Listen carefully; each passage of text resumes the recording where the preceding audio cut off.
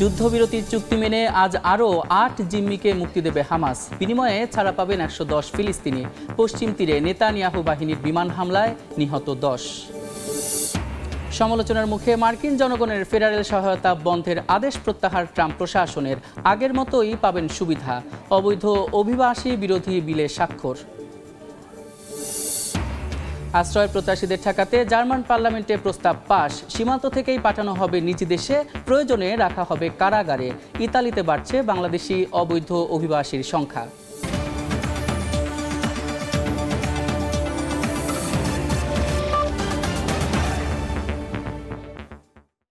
আন্তর্জাতিক সময়ের সঙ্গে আছি আমি সাদিক হাসান ইমন।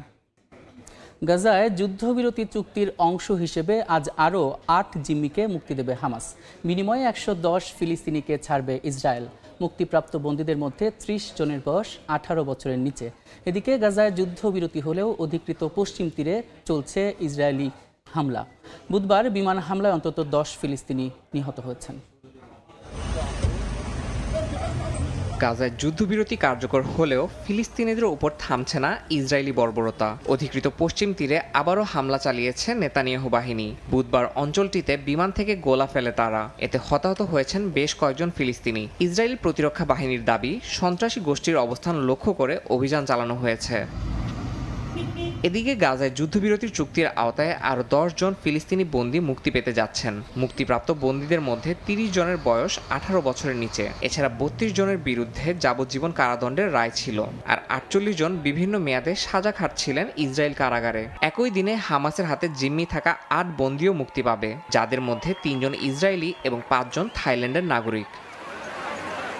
এদিকে দীর্ঘ ১৫ মাসের যুদ্ধের পর গাজার উত্তরাঞ্চলে ফিরতে শুরু করেছেন বাস্তুচ্যুত ফিলিস্তিনিরা। আল জাজিরা বলছে, গত ৭২ ঘন্টায় ৫ লাখেরও বেশি মানুষ উপত্যকাটির উত্তরাঞ্চলে ফিরে গেছেন। এর আগে সোমবার ইসরায়েলি সেনারা কিছু নির্দিষ্ট রুট দিয়ে নাগরিকদের ফিরে যাওয়ার অনুমতি দেয়। প্রথমে শুধুমাত্র হেঁটে প্রবেশের অনুমতি দেওয়া হলেও পরে গাড়ি ও অন্যান্য যানবাহন চলাচলের অনুমতি দেওয়া হয়। তবে ঘরে ফেরা ফিলিস্তিনিরা চরম মানবিক সংকটের মুখে পড়ছেন। অনেকেই পানি ও খাবার সংকটের পাশাপাশি আশ্রয়ের অনিশ্চয়তার কারণে কেন্দ্রীয় গাজায় ফিরে যেতে বাধ্য হচ্ছেন। ইয়াসিন মোহাম্মদ জিসান, সময় সংবাদ। যুক্তরাষ্ট্রের ৪৭তম প্রেসিডেন্ট ডোনাল্ড ট্রাম্পের সঙ্গে প্রথম বিদেশি নেতা হিসেবে সাক্ষাৎ করবেন ইসরায়েলের প্রধানমন্ত্রী বেনিয়ামিন নেতানিয়াহু। আগামী ৪ ফেব্রুয়ারি নেতানিয়াহুকে হোয়াইট হাউসে আমন্ত্রণ জানিয়েছেন ট্রাম্প। রয়টার্স জানিয়েছে, গাজা যুদ্ধবিরতি সহ নানা ইস্যুতে আলোচনা করবেন এই দুই নেতা। এদিকে গাজা খালি করার পরিকল্পনায় সমর্থন দিতে মিশর ও জর্ডানের ওপর চাপ দিচ্ছেন ট্রাম্প বলে দাবি করেছে দ্য ফিনান্সিয়াল টাইমস। গাজায় ইসরায়েলি আগ্রাসনকে একচেটিয়া সমর্থন দিয়ে আসছে যুক্তরাষ্ট্র। বাইডেন প্রশাসনের শেষ সময়ে উপত্যকাটিতে যুদ্ধবিরতি কার্যকর হয়। বাইডেন ও ট্রাম্প উভয়ই এর কৃতিত্ব দাবি করেছেন। কাতার ভিত্তিক গণমাধ্যম আল জাজিরার এক প্রতিবেদন অনুযায়ী, যুদ্ধবিরতির পেছনে যে নেতারই অবদান থাকুক না কেন, ওয়াশিংটনের আসল স্বার্থ শুরু থেকেই তেল আবিবের সঙ্গেই ছিল। প্রতিবেদনে জানানো হয়, যুদ্ধবিরতি আদৌ গাজার দুর্ভোগ কমাবে নাকি আড়ালে আরও বড় ধূর্ত পরিকল্পনার ফাঁদ তৈরি করছে যুক্তরাষ্ট্র ইসরায়েল জোট, তা নিয়ে ভয়ে দিন কাটাচ্ছেন গাজাবাসী। ফিলিস্তিনিদের এই সন্দেহের মধ্যে ডোনাল্ড ট্রাম্পের সঙ্গে সাক্ষাৎ করবেন ইসরায়েলের প্রধানমন্ত্রী বেনিয়ামিন নেতানিয়াহু। আগামী ৪ ফেব্রুয়ারি হোয়াইট হাউসে নেতানিয়াহুকে আমন্ত্রণ জানিয়েছেন ট্রাম্প। বৈঠকে দুই দেশের মধ্যে পারস্পরিক সহযোগিতা বাড়ানোর আলোচনা হবে। হোয়াইট হাউসে ফেরার পর বিদেশি নেতা হিসেবে নেতানিয়াহুর সঙ্গেই প্রথম বৈঠক করবেন ট্রাম্প। যুক্তরাজ্য ভিত্তিক গণমাধ্যম দ্য গার্ডিয়ান জানায়, গাজার জনগণকে মিশর ও জর্ডানে পাঠিয়ে দেওয়ার পরামর্শে এখনও অবিচল আছেন ট্রাম্প। এক সাক্ষাৎকারে ট্রাম্প জানান, তিনি গাজাবাসীকে যুদ্ধবিগ্রহ মুক্ত অঞ্চলে পাঠাতে চান। আরেক গণমাধ্যম দ্য ফিনান্সিয়াল টাইমস জানায়, গাজা খালির পরামর্শে রাজি হতে মিশর ও জর্ডানের ওপর চাপ দিচ্ছেন ট্রাম্প। মার্কিন গণমাধ্যমের তথ্য অনুযায়ী, ট্রাম্পের সঙ্গে মিশরের প্রেসিডেন্ট আব্দুল ফাতাহ আল সিসির ফোনালাপ হয়েছে। সিসিকে বন্ধু সম্বোধন করে এত বছরের মার্কিন সহায়তার প্রতিদান দেওয়ার অনুরোধ করেন ট্রাম্প। যদিও এই খবরকে গুজব বলে মন্তব্য করেছে মিশর কর্তৃপক্ষ। দ্য ফিনান্সিয়াল টাইমসকে বিশ্লেষকরা জানান, নিজ পরিকল্পনা বাস্তবায়নে কায়রোর বিরুদ্ধে মার্কিন সামরিক সহায়তাকে অস্ত্র হিসেবে ব্যবহার করতে পারেন ট্রাম্প। ১৯৪৯ সাল থেকে এ পর্যন্ত মিশরের সামরিক খাতে ৩,০০০ কোটির বেশি ডলার সহায়তা দিয়েছে যুক্তরাষ্ট্র। মালিহা সুরওয়ার্দী, সময় সংবাদ। সিরিয়ার অন্তর্বর্তী প্রেসিডেন্ট হিসেবে দায়িত্ব পেয়েছেন দেশটির বর্তমান নেতা আহমেদ আল শারা। সেই সঙ্গে বাতিল করা হয়েছে দেশটির বর্তমান সংবিধান। হায়াত আল তাহরির আল শাম সহ দেশটির সব সশস্ত্র গোষ্ঠী ভেঙে রাষ্ট্রীয়ভাবে একীভূত করা হয়েছে। সামরিক ও নিরাপত্তা ব্যবস্থা ঢেলে সাজানো হবে বলে জানিয়েছেন সিরিয়ার নতুন প্রেসিডেন্ট আহমেদ আল শারা। বাশার আল আসাদের আরব সোশ্যালিস্ট বাদ পার্টি সহ বিলুপ্ত ঘোষণা করা হয়েছে দেশটির পার্লামেন্ট। সিরিয়ার বাশার আল আসাদের পতনের পেছনে সবচেয়ে বড় ভূমিকা পালন করেছে সশস্ত্র গোষ্ঠী হায়াত তাহরির আল শাম, আর এই গোষ্ঠীকে নেতৃত্ব দিয়েছেন আহমেদ আল শারা। আসাদ সরকারের উৎখাতের পর দেশ পুনর্গঠনে পুরো উদ্যমে কাজ শুরু করেন এই নেতা। এবার সিরিয়ার অন্তর্বর্তীকালীন প্রেসিডেন্ট হিসেবে আহমেদ আল শারার নাম ঘোষণা করল বর্তমান কর্তৃপক্ষ। বুধবার নতুন প্রেসিডেন্টের নাম ঘোষণার পাশাপাশি বেশ কিছু গুরুত্বপূর্ণ প্রশাসনিক ঘোষণা দেওয়া হয়। বুধবার আসাদ সরকারকে উৎখাতে যেসব সশস্ত্র গোষ্ঠী সাহায্য করেছিল তাদের উদ্দেশ্যে ভাষণ দেন শারা। ভাষণে তিনি জানান দেশটির বর্তমান সংবিধান বাতিল ঘোষণা করা হয়েছে। নতুন সংবিধান গৃহীত না হওয়া পর্যন্ত শারাই সরকার পরিচালনা করবেন। অন্তর্বর্তী পর্যায়ে শারা একটি অস্থায়ী আইন পরিষদ গঠন করবেন। আগামী কয়েকদিনের মধ্যেই তিনি আইন বিভাগের সদস্যদের নিয়োগ দেবেন বলে জানা গেছে। সিরিয়ার পরবর্তী নির্বাচন কবে হবে তা নিয়ে কিছু জানানো হয়নি। কিছুদিন আগে শারা জানিয়েছিলেন পরবর্তী নির্বাচন করতে আরও 4 বছর সময় লাগতে পারে, আর নতুন সংবিধান তৈরিতে 3 বছর সময় লাগবে বলেও ধারণা তার। মালিহা সুহরাওয়ার্দী, সময় সংবাদ। সিরিয়ার ক্ষমতাচ্যুত প্রেসিডেন্ট বাশার আল আসাদকে ফিরিয়ে দিতে রাশিয়ার প্রতি অনুরোধ জানিয়েছেন দেশটির নতুন প্রেসিডেন্ট আহমেদ আল শারা। রাশিয়ার উচ্চ পর্যায়ের একটি প্রতিনিধি দল দামেস্ক সফরে গেলে এ আহ্বান জানান তারা। আসাদকে ফিরিয়ে দেওয়ার বিনিময়ে সিরিয়ার সামরিক ঘাঁটি পুতিন বাহিনী ব্যবহার করতে পারবে বলে জানান শারা। যদিও এ বিষয়ে সরাসরি মন্তব্য না করে রাশিয়ার পররাষ্ট্র মন্ত্রণালয় বলছে সিরিয়ার সঙ্গে আলোচনা চালিয়ে যাওয়া হবে। দীর্ঘদিনের মিত্র বাশার আল আসাদের পতনের পর প্রথমবার সিরিয়া সফরে গেছেন মস্কোর প্রতিনিধি দল। বৈঠক করেন সিরিয়ার নতুন প্রেসিডেন্ট আহমেদ আল শারার সঙ্গে। বিভিন্ন গণমাধ্যমের খবর, বৈঠকে বাশার আল আসাদকে ফিরিয়ে দিতে রাশিয়ার প্রতি অনুরোধ জানিয়েছেন শারা। বিনিময়ে সিরিয়ার সামরিক ঘাঁটি পুতিন বাহিনী ব্যবহার করতে পারবে বলেও জানান শারা। সিরিয়ায় রাষ্ট্রীয় সংবাদ সংস্থা সানার তথ্য মতে দেশটির নতুন প্রশাসন রাশিয়ার প্রতি আহ্বান জানিয়ে বলেছে, দুই দেশের সম্পর্ক স্বাভাবিক করতে হলে রাশিয়াকে অতীতের ভুল স্বীকার করতে হবে। পাশাপাশি সিরিয়ার জনগণের ইচ্ছাকে সম্মান জানাতে হবে এবং তাদের স্বার্থ রক্ষা করতে হবে। যদিও এই বিষয়ে সরাসরি মন্তব্য না করে রাশিয়ার পররাষ্ট্র মন্ত্রণালয় বলেছে সিরিয়ার সঙ্গে আলোচনা চালিয়ে যাওয়া হবে। মিত্র আসাদের পতন ঘটলেও সিরিয়ার তার্তুস নৌঘাঁটি এবং খমেইমিম বিমান ঘাঁটি ধরে রাখতে চায় রাশিয়া। এই ঘাঁটিগুলো ভূমধ্য সাগরে রাশিয়ার সামরিক উপস্থিতি বজায় রাখার জন্য অত্যন্ত গুরুত্বপূর্ণ। সাবেক সোভিয়েত ইউনিয়ন অঞ্চলের বাইরে এগুলোই রাশিয়ার একমাত্র সামরিক ঘাঁটি। আমিরুল ইসলাম আলিফ, সময় সংবাদ। তীব্র সমালোচনার মুখে মার্কিন জনগণকে দেয়া ফেডারেল সহায়তা বন্ধের আদেশ প্রত্যাহার করে নিয়েছে ট্রাম্প প্রশাসন। ফলে যুক্তরাষ্ট্রে বসবাসকারীরা আগের মতোই সব সুযোগ সুবিধা পাবেন। তবে বিদেশি সহায়তা বন্ধে প্রেসিডেন্টের সিদ্ধান্ত বহাল আছে। এদিকে বুধবার অবৈধ অভিবাসী বিরোধী একটি বিলে সই করেছেন ট্রাম্প। এর ফলে মেক্সিকো সীমান্তে অভিবাসন প্রত্যাশীদের ঠেকাতে এবং যুক্তরাষ্ট্রে বৈধ কাগজপত্রহীনদের গ্রেফতার সহজ হল আইন শৃঙ্খলা রক্ষা বাহিনীর জন্য। নিউ ইয়র্ক থেকে Hasanuzzaman Shakir report. Donald Trump মার্কিন ক্ষমতার মসনদে বসেই একের পর এক তার নির্বাচনী প্রতিশ্রুতি বাস্তবায়ন করে চলেছেন। যুক্তরাষ্ট্রের বাজেট কমাতে ট্রাম্প কেবল বিশ্বের বিভিন্ন দেশকে সহায়তা দেয়াই অনেকাংশে বন্ধ করেননি, মার্কিন জনগণের জন্য ঋণ, অনুদান ও আর্থিক সহায়তা দেওয়ার সিদ্ধান্তের ওপরও স্থগিতাদেশ দেন। ট্রাম্পের ওই নির্বাহী আদেশে যুক্তরাষ্ট্র জুড়ে ব্যাপক প্রতিক্রিয়া দেখা দেয়। মার্কিন জনগণ কি সুযোগ সুবিধা পাবেন আর কি পাবেন না তা নিয়েও বিভ্রান্তি ছড়িয়ে পড়ে। তীব্র সমালোচনা ও প্রশ্নের মুখে অবশেষে পিছু হটেছে হোয়াইট হাউস। নির্বাহী আদেশের দুদিনের মাথায় বুধবার তা প্রত্যাহারের ঘোষণা দিল ট্রাম্প প্রশাসন। হোয়াইট হাউসের ম্যানেজমেন্ট ও বাজেট অফিস প্রেসিডেন্টের নির্বাহী আদেশ প্রত্যাহার সংক্রান্ত নতুন এক স্মারকলিপি জারি করেছে। ট্রাম্পের press secretary Karoline Leavitt x হ্যান্ডেলে দেয়া এক পোস্টে জানিয়েছেন, সোমবার দেয়া প্রেসিডেন্টের নির্বাহী আদেশটি বাতিল করা হয়েছে। তবে বেশ কিছু ক্ষেত্রে বিদেশি সহায়তা স্থগিত করার প্রেসিডেন্টের সিদ্ধান্ত বহাল আছে বলে জানিয়েছেন তিনি।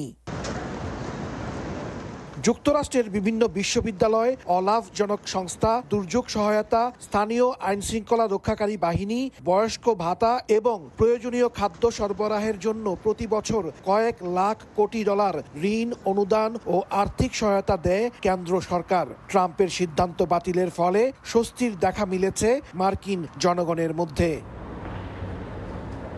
এদিকে হোয়াইট হাউসে প্রত্যাবর্তনের পর প্রথমবার কংগ্রেসে পাশ হওয়া একটি বিলে সই করেছেন ডোনাল্ড ট্রাম্প।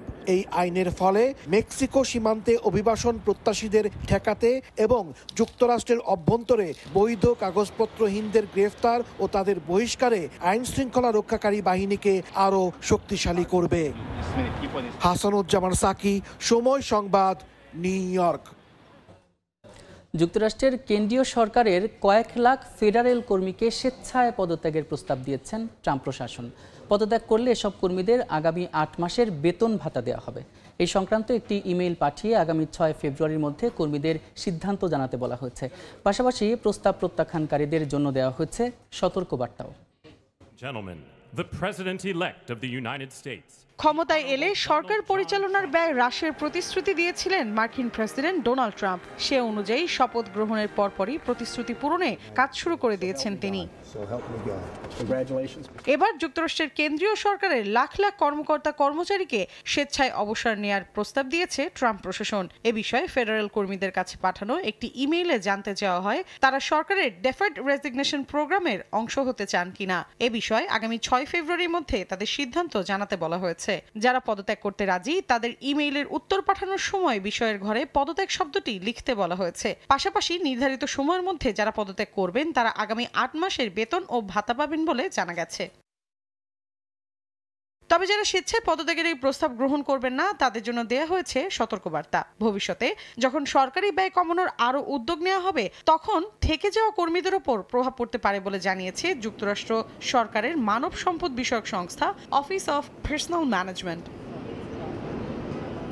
এদিকে ডাক বিভাগ, সেনাবাহিনী, অভিবাসন ও জাতীয় নিরাপত্তার কিছু কর্মকর্তা এই প্রস্তাব গ্রহণ করতে পারবেন না বলে জানা গেছে। ট্রাম্প প্রশাসনের আশা 10% বেশি কর্মী তাদের প্রস্তাব গ্রহণ করবেন, অর্থাৎ 20 লাখের বেশি কর্মীদের ভেতর প্রায় 2 লাখ স্বেচ্ছায় পদত্যাগের সিদ্ধান্ত নেবেন। এ প্রকল্পের মাধ্যমে সরকার 10,000 কোটি মার্কিন ডলার বাঁচাতে পারবেন বলে মনে করেন ট্রাম্প প্রশাসনের জ্যেষ্ঠ কর্মকর্তারা।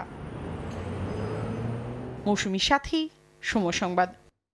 আশ্রয় প্রত্যাশীদের জন্য কঠিন পদক্ষেপ নিয়েছে জার্মানি। অনিয়ম এবং অবৈধ অভিবাসীদের ঠেকাতে বিশেষ প্রস্তাব পাশ করেছে দেশটির পার্লামেন্ট। সীমান্ত থেকে আশ্রয় প্রত্যাশীদের ফেরত পাঠানো, দেশে থাকা অবৈধ অভিবাসীদের প্রয়োজনে কারাগারে রাখা সহ বিভিন্ন বিষয় আছে এতে। তবে প্রস্তাবে পার্লামেন্টের বিরোধী দলগুলোর সম্মতি থাকলেও এর কড়া সমালোচনা করেছেন ওলাফ শলসের ক্ষমতাসীন দল এবং শরিকরা। বিটু বড়ুয়ার রিপোর্টে বিস্তারিত। অবৈধ অভিবাসীদের বিষয়ে কঠিন সিদ্ধান্ত নিল জার্মানি। বুধবার দেশটির পার্লামেন্টে কাগজপত্রহীন, অনিয়মিত ও নানা অপরাধে অভিযুক্ত অভিবাসী বিষয়ক প্রস্তাবে সম্মতি জানায় কঠোর ডানপন্থী রাজনৈতিক দল অল্টারনেটিভ ফর ডয়েচল্যান্ড বা এএফডি। সমর্থন পায় সাবেক অর্থমন্ত্রী ক্রিশ্চিয়ান কেটনারের দল এফডিপিরও। প্রস্তাবের গুরুত্বপূর্ণ বিষয়গুলো হচ্ছে আশ্রয় প্রত্যাশীদের জার্মান সীমান্ত থেকে ফেরত পাঠানো, দেশে থাকা অভিবাসন প্রত্যাশীদের প্রয়োজনে জেলে রাখা, জার্মানিতে রাজনৈতিক কিংবা মানবিক আশ্রয় পেয়েছেন এমন অভিবাসীর পরিবারের সদস্যদের দেশটিতে প্রবেশে কড়াকড়ি আরোপের মতো নানা বিষয়। যদিও এই প্রস্তাব পাশ হওয়াকে জার্মান পার্লামেন্টের ইতিহাসের কালো অধ্যায় হিসেবে আখ্যা দিয়েছে ক্ষমতাসীন রাজনৈতিক দল। সাম্প্রতিক সময়ে জার্মানিতে নানা কারণে আশ্রয় নিয়ে বসবাসরত অনেকেই বিভিন্ন অপরাধে জড়াচ্ছেন। এই প্রস্তাব পাশ আগাম নির্বাচনে রাজনৈতিক দলগুলোর নির্বাচনী প্রচারণা হিসেবে কাজ করবে বলে মনে করছেন বিশ্লেষকরা। জার্মানি থেকে বিটু বড়ুয়া, সময় সংবাদ। ইতালিতে বাংলাদেশি অবৈধ অভিবাসীদের ঢল নেমেছে। গেল বছর ভূমধ্যসাগর পাড়ি দিয়ে দেশটিতে গেছেন প্রায় 80,000 বাংলাদেশি। এছাড়া রোমানিয়া, আলবেনিয়া এবং ক্রোয়েশিয়া হয়েও ইতালিতে প্রবেশ করেছেন অভিবাসন প্রত্যাশীরা। আর এসব অভিবাসন প্রত্যাশীরা বেশিরভাগই রাজনৈতিক আশ্রয়ের আবেদন বাতিল করে দিয়েছে মেলোনি সরকার। অবৈধ পথ পরিহারের আহ্বান প্রবাসী বাংলাদেশিদের। ইতালি থেকে হাসান মাহমুদের রিপোর্ট। কোনোভাবেই অবৈধ অভিবাসীদের প্রবেশ ঠেকাতে পারছে না ইতালির কট্টর ডানপন্থী মেলোনি সরকার। ভূমধ্যসাগর পাড়ি দিয়ে দেশটিতে অবৈধভাবে প্রবেশে শীর্ষে অবস্থান করছেন বাংলাদেশি অভিবাসন প্রত্যাশীরা। ইতালির স্বরাষ্ট্র মন্ত্রণালয়ের এক পরিসংখ্যান থেকে জানা যায়, গেল বছর ভূমধ্যসাগর পাড়ি দিয়ে ইতালিতে এসেছেন ৭৯,৯২৫ বাংলাদেশি। এদের মধ্যে গেল ডিসেম্বরেই গেছেন ১৩,০০০-এরও বেশি। এছাড়া আলবেনিয়া, রোমানিয়া এবং ক্রোয়েশিয়ায় শ্রমিক ভিসায় গিয়ে বাংলাদেশি দালালদের মাধ্যমে সড়ক পথে ইতালিতে পৌঁছাচ্ছেন অনেকে। অবৈধভাবে প্রবেশের সময় সীমান্তে ধরা পড়ে অনেকে রাজনৈতিক আশ্রয় চাইছেন। তবে ভুল আর মিথ্যা তথ্য দেয় তাদের বেশিরভাগেরই আবেদন বাতিল করছে ইতালি প্রশাসন। অবৈধ পথে ইতালিতে না আসার পরামর্শ দেশটিতে বসবাসরত প্রবাসী বাংলাদেশিদের। আপনারা যারা যারা অবৈধ পথে এখানে এসে ভাবছেন যে উন্নতি করতে পারবেন, কিছু করতে পারবেন, আসলে এরকম কিছুই না। ইতালিতে যারা লাখ লাখ টাকা খরচ করে আসেন, বৈধতা পাওয়ার কোনো সুযোগই এখানে নাই। অতএব আমি মনে করি এটা পরিহার করাই উচিত। আলবানিয়া, রোমানিয়া, ক্রোয়েশিয়া হয়ে অনেক বাংলাদেশি ইতালিতে ঢুকছেন। ওনারা সরকারি আশ্রয় প্রার্থনা করলেও প্রায় ৯৭% আবেদনই খারিজ করে দেওয়া হচ্ছে। আলবেনিয়ার সাথে চুক্তি করে সেখানে অবৈধ অভিবাসীদের জন্য আশ্রয়কেন্দ্র তৈরি করেছে ইতালি সরকার। আন্তর্জাতিক জলসীমা থেকে আটক করা অনেককে আশ্রয়কেন্দ্রে পাঠানো হচ্ছে। গেল কদিনে বেশ কিছু বাংলাদেশি সহ অনেক অবৈধ অভিবাসীকে সেখানে পাঠানো হয়েছে বলে জানা গেছে। ইতালির রোম থেকে হাসান মাহমুদ, সময় সংবাদ। পারমাণবিক কর্মসূচি অব্যাহত রাখার ঘোষণা দিয়েছেন উত্তর কোরিয়ার সর্বোচ্চ নেতা কিম জং উন। চলতি বছর পারমাণবিক সক্ষমতা আরও বাড়ানোর ঘোষণা দিয়েছেন তিনি। বুধবার দেশটির ইউরেনিয়াম উৎপাদন ঘাঁটি এবং পারমাণবিক অস্ত্র ইনস্টিটিউট পরিদর্শনের সময় কিম একথা বলেন। ডোনাল্ড ট্রাম্পের প্রথম মেয়াদে উত্তর কোরিয়াকে সম্পূর্ণ নিরস্ত্রীকরণের প্রতিশ্রুতি প্রথম মেয়াদে বাস্তবায়নের চেষ্টা করা হবে বলে জানিয়েছেন হোয়াইট হাউস। শত্রুর মোকাবেলায় ও নিজেদের সুরক্ষায় পারমাণবিক সক্ষমতা আরও জোরদারের ঘোষণা দিয়েছেন কিম জং উন। চলতি বছর পারমাণবিক শক্তি বাড়ানো অনেক গুরুত্বপূর্ণ হয়ে উঠেছে উল্লেখ করে বলেন, সঠিক সময়ে এ পরিকল্পনার বাস্তবায়ন অনেক জরুরি হয়ে পড়েছে। উত্তর কোরিয়ার রাষ্ট্রীয় সংবাদ মাধ্যম KCNA জানায়, পারমাণবিক অস্ত্র উৎপাদনের কেন্দ্র পরিদর্শনের সময় এবছর পারমাণবিক অস্ত্রের উৎপাদনে আরও সাফল্য আসবে বলে আশা প্রকাশ করেন কিম। অনির্দিষ্টকালের জন্য পরমাণু কর্মসূচি চালিয়ে যাওয়ারও ঘোষণা দিয়েছেন তিনি। এদিকে মসনদে বসেই কিমকে বুদ্ধিমান বলে সম্বোধন করেন মার্কিন প্রেসিডেন্ট ডোনাল্ড ট্রাম্প। উত্তর কোরিয়াকে পারমাণবিক শক্তিধর দেশ হিসেবে উল্লেখ করার পর দেশটির বিষয়ে ওয়াশিংটনের পররাষ্ট্রনীতি পরিবর্তনের আভাস দিচ্ছেন অনেক বিশ্লেষক। তবে ট্রাম্প এখনও তার আগের নীতি বাস্তবায়ন করতে চান বলে জানিয়েছে হোয়াইট হাউস। প্রথম মেয়াদে ট্রাম্প পিয়ংইয়ংয়ের নিরস্ত্রীকরণের বিষয়ে উদ্যোগ নেন। ট্রাম্প প্রথম মেয়াদে না পারলেও দ্বিতীয় মেয়াদে প্রচেষ্টা চালিয়ে যাবেন বলে জানা গেছে। মালিহা সুহরাওয়ার্দী, সময় সংবাদ। বিক্ষোভে উত্তাল স্পেন। বিমার মূল্য বৃদ্ধির প্রতিবাদে বুধবার রাজধানীর মাদ্রিদ জুড়ে যান চলাচল বন্ধ করে দেয় হাজার হাজার ট্যাক্সি চালক।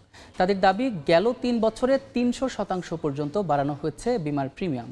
এতে জীবিকা নির্বাহে হিমশিম খাচ্ছেন তারা।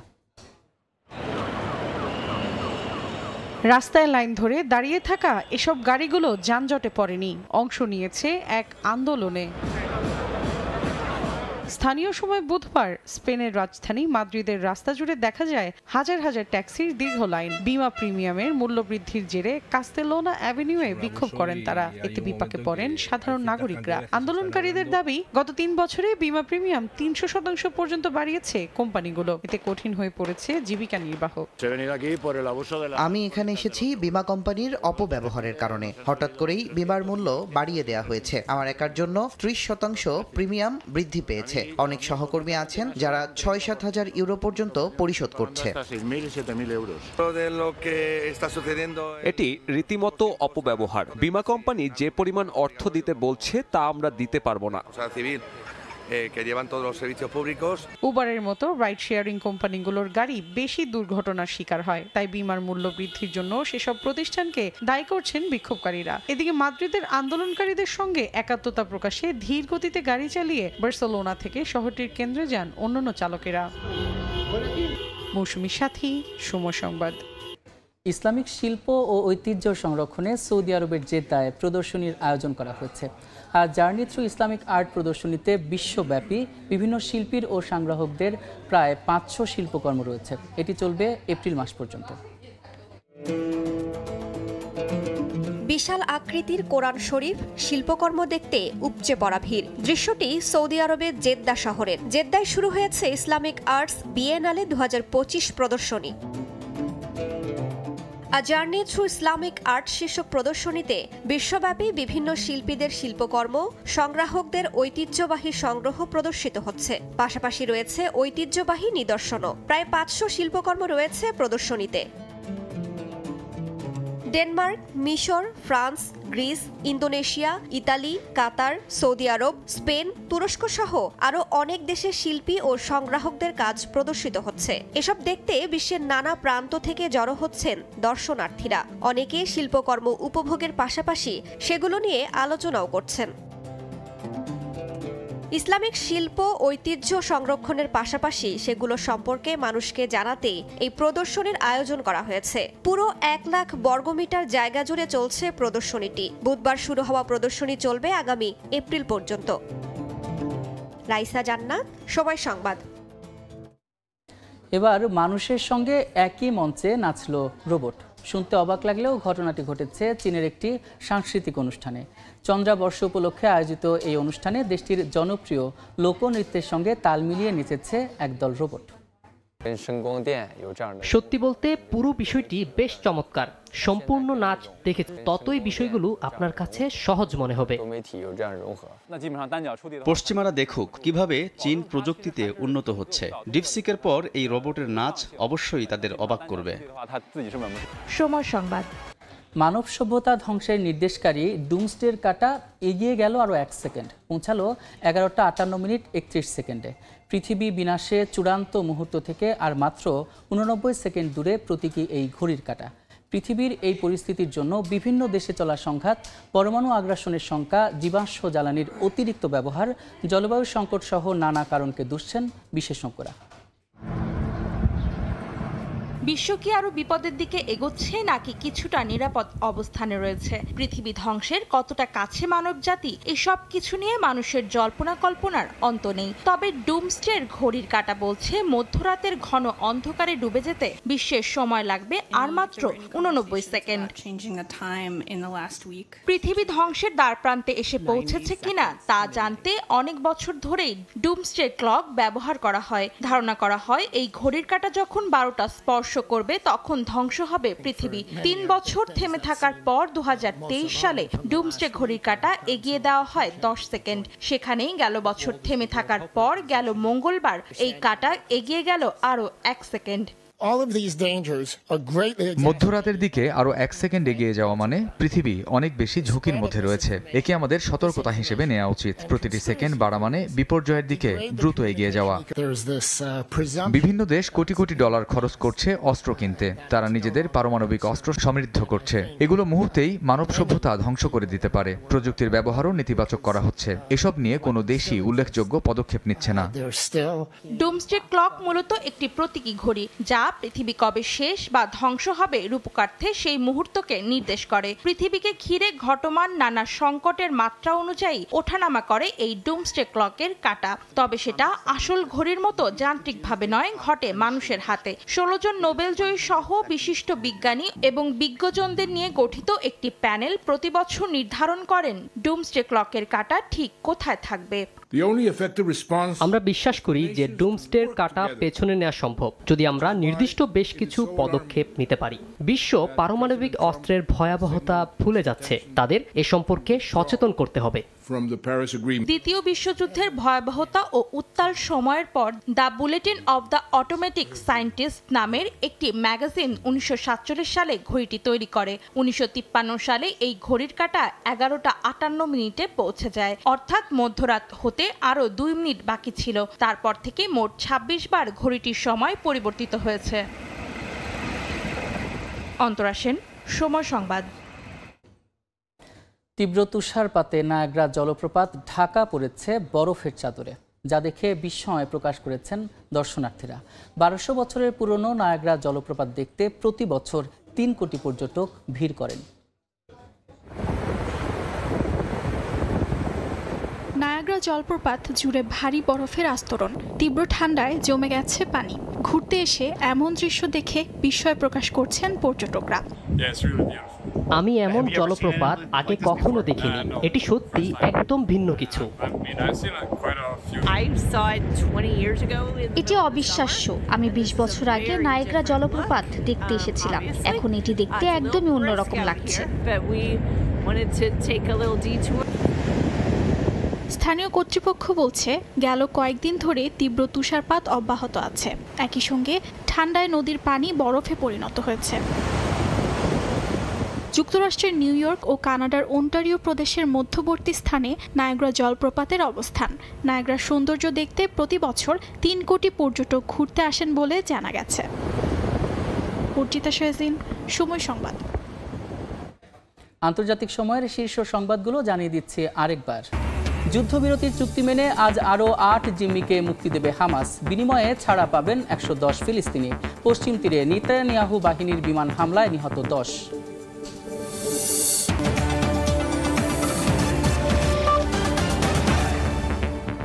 এই ছিল আন্তর্জাতিক সময়ের সঙ্গে থাকুন সময়ের।